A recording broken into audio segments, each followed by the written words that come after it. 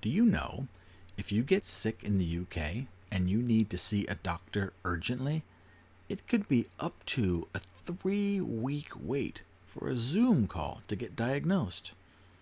Free healthcare for all. Government healthcare. It's working out great. Let's check in with our friends over across the pond in the UK. They've got a little bit of a problem with their NHS. That's their healthcare system. The Sun says the cash-guzzling woke NHS blob is almost beyond saving. Javid must fix it now. Okay. Javid is in charge of the entire healthcare system of the UK. Now, it's broken. And if he's serious about reversing the explosion of pointless health service managers, he need only peruse the current NHS diversity and inclusion vacancies. Okay, let's sum this up in a couple of quick bullet points. The NHS, that's the National Health Service, let's just say it's the Obamacare of the UK. Like every other government program, it's bloated, useless, all the employees are overpaid, they don't provide a service, and it's basically a make-work program for stupid people.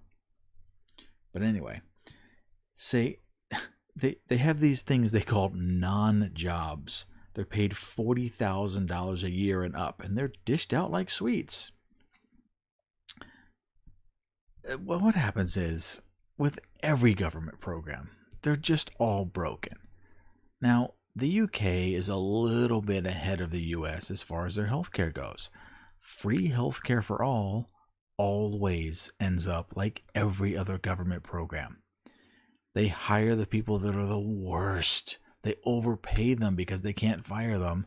Medical care gets worse. The people get worse. The prices get worse. The service gets worse.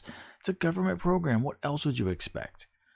Now, they're saying just scrap the lot. Patients wouldn't even notice until that money was invested instead in more doctors and nurses. You're not getting the point. You can throw all the money in the world at it. The good doctors are already gone.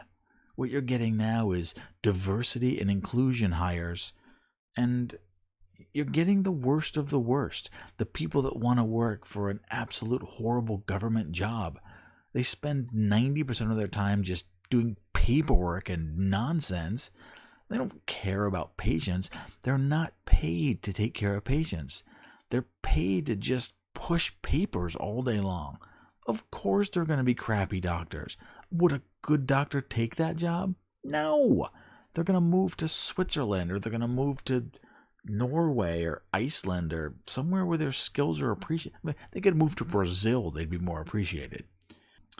This is like any other government program. They always get worse. Let's take a government program that everyone has had access to, the DMV. They do a horrible job, kind of expensive to register a car. They don't give you anything in return. They only take money, and the people that work there are literally unemployable at any other job. Oh, but they're good enough for government work. Some people at the DMV get paid thousands of dollars a week to do almost nothing.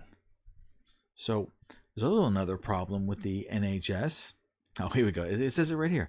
The numbers, the decades, the NHS has spent billions on box-ticking target checkers at the expense of hands-on clinical staff. I haven't even read this article yet, and I knew that was what they're going to say. I'm shocked they came to the same conclusion, but the conclusion is always the same. They just have the temerity to admit it. That's how bad it is now. This is end of times kind of talk for this program. They're broke. They're bloated. They're not providing any care. And, well, there's another. They talked just a second ago about the diversity and inclusion hires. Oh, you've got to have some women on the board. You've got to have 16 trannies. You've got to have 3 cross-dressers. You've got to have 18 Muslims. You got to have... Listen, why don't you hire people that are good? No? Oh, you have to hire the people that are brown? Okay, no problem. Hey, listen, if that's what you want to do, those are your policies. You're not going to get the best. You're going to get people that follow certain demographics. Now, the mayor of London, Sadiq Khan. Wait a minute. Let's just back up a second. Now, I've been to London.